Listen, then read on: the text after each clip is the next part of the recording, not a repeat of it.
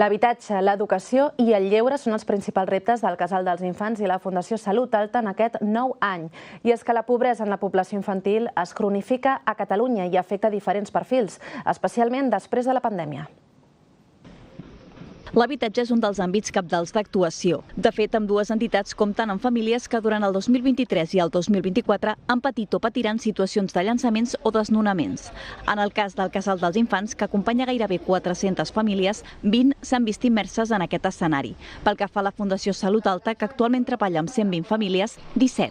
I tot això amb la càrrega emocional que comporta. I és que els infants, diuen, són els més oblidats en aquest tipus de situacions.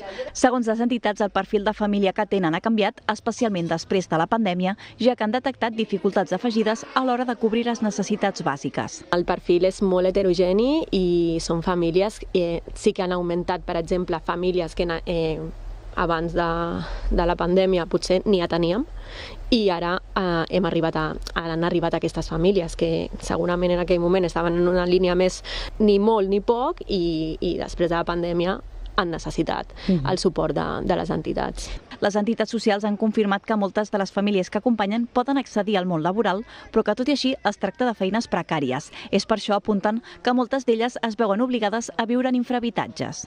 Altres aspectes que han analitzat afecten drets bàsics com l'alimentació, l'educació o el lleure. Des del darrer any, el dèficit alimentari dels infants i adolescents es troba a l'alça, fet que comporta conseqüències en el seu rendiment acadèmic. Pel que fa a l'oci i el lleure, als barris de la Salut, Sant Roc i Llefià, hi ha una manca d'oferta pública d'activitats extraescolars, fet que dificulta la socialització dels infants. Per exemple, nosaltres parlem del barri de la Salut, no? que és el que coneixem, i acaba depenent de si alguna escola, l'AFA, ho gestiona, però si no hi ha molta dificultat d'accedir.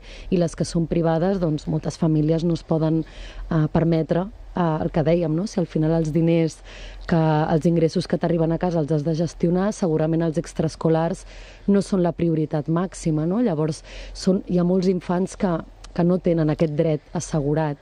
Ambdues entitats coincideixen que calen més recursos per fer front a totes aquestes necessitats. Tot i així, recorden que no tenen competència per resoldre-les i per això és imprescindible, diuen, el treball en xarxa de la comunitat.